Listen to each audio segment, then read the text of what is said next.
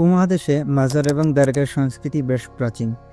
আপনি যদি এই ভৌগোলিক এরিয়ার রাজনৈতিক, সাংস্কৃতিক, সামাজিক ইতিহাস বা ধর্মীয় ইতিহাস নিয়ে ঘাটেন, তাহলে দেখবেন এর সাথে দরগা এবং মাজারের সম্পৃক্ততা বেশ গভীর এবং প্রাচীন।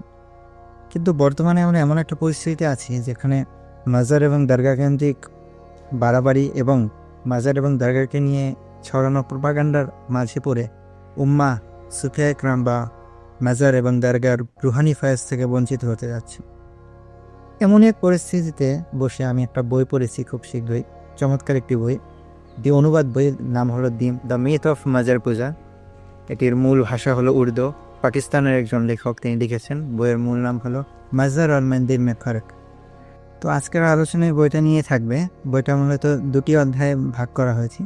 প্রথম অধ্যায়ে আলোচনা করা হয়েছে খারিজি গোষ্ঠীর উৎপত্তি, তাদের মোটিভ, তাদের আচরণ, তারা কী ধরনের মতদর্শী বিশ্বাসী, এবং খারেজি গোষ্ঠী এটিকে মূলত একটি গোষ্ঠী হিসাবে না দেখে একটা মতদর্শী হিসেবে দেখাটা এমন হয় সমীচীন হবে, কারণ যুগের পরিক্রমায় যাদের মাঝেই এই খারেজি মতদর্শের মোটিভগুলো, বৈশিষ্ট্যগুলো পাওয়া যাবে, তাদেরকে আসলে খারেজি বলে সম্বোধন করা যায়। এটা এমন নয় যে 1400 বছর আগে একটা দল ছিল, তারা শেষ হয়ে গেছে এবং বর্তমান জামানায় আপনি তাদেরকে পাবেন না, এমনটা না। এবং দ্বিতীয় অধ্যায়ে কি আলোচনা করা হয়েছে মাজার জিয়ারতকে কিভাবে মাজার পূজা নামে ট্যাগ দিয়ে প্রোপাগান্ডা ছড়ানো হয়। আসলে আপনি শব্দটার দিকে খেয়াল করলেই দেখবেন মাজার পূজা, মাজার শব্দটা হলো ইসলামিক মতদর্শে বা ইসলামিক জীবনধারা একটা অংশ, এবং পূজা শব্দটা আমাদের উপমহাদেশে এটা হিন্দু বা সনাতন ধর্মীয় রীতির একটা শব্দ। এই দুটা শব্দকে জুড়ে দিয়ে একটা প্রোপাগান্ডা ছড়ানো হয় মাজার পূজা নামে।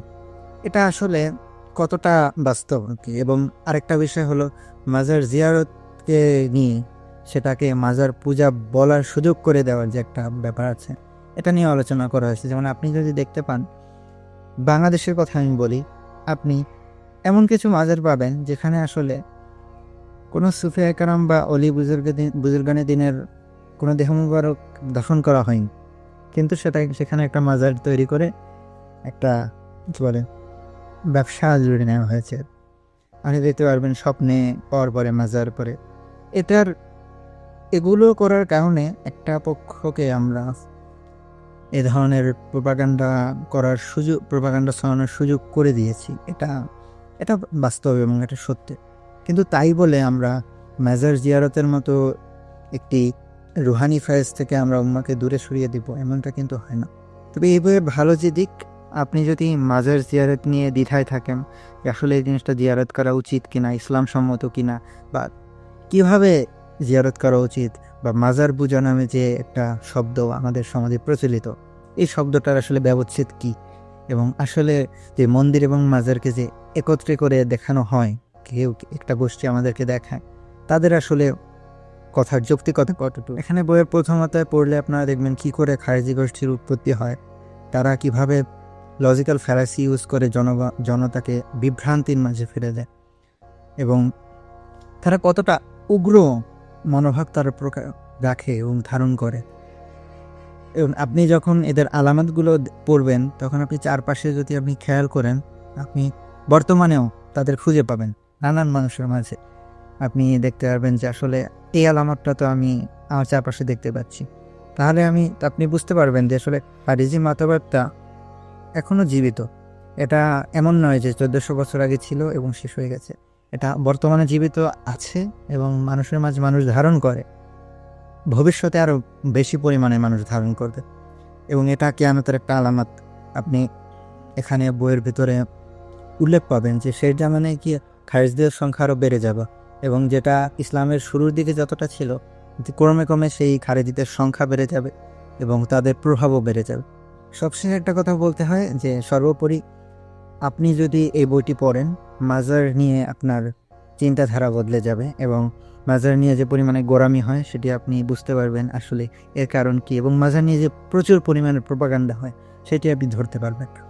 আর এই বইটা বেশ নিরপেক্ষভাবে লেখা হয়েছে। আমার পড়ে মনে হয়েছে এখানে আমি কিছু বই পড়েছি ঢালাওভাবে, মানে যে মতাদর্শের উপরে বই সেই মতাদর্শের সাফাই গিয়ে যাওয়া হয়। যেমন এই বইটিতে চাইলেই মাজারের সাফাই গিয়ে যাওয়া হতে পারত, কিন্তু এখানে আত্মসমালোচনা করা হয়েছে, এটা বইটা একটা ভালো দিক। আপনি যদি মাজার জিয়ারত নিয়ে দ্বিধায় থাকেন বা এই জিনিসটা নিয়ে জানতে চান, মাজার পূজা শব্দটার ব্যবচ্ছেদ করতে চান, তাহলে আপনার বইটি কিনতে হবে। বইটি প্রকাশ করেছে মাকতাবাতুল হিকমা। আপনি সংগ্রহ করতে চাইলে তাদের পেজ থেকে সংগ্রহ করতে পারেন, অথবা আরও বেশ কিছু পেজ বইটা বিক্রি করে, তাদের থেকে নিতে পারেন। আর আপনি যদি বইটা সরাসরি প্রকাশনী থেকে সংগ্রহ করতে চান, মাকতাবাতুল হিকমার পেজের লিঙ্ক আমি দিয়ে দেবো। আপনি যদি আমার রেফারেন্স দিয়ে নেন, এক্সট্রা 10% ডিসকাউন্ট পাবেন। তো আজকে এই পর্যন্তই, সবাই ভালো থাকবেন। আসসালামু আলাইকুম ওয়া রাহমাতুল্লাহ।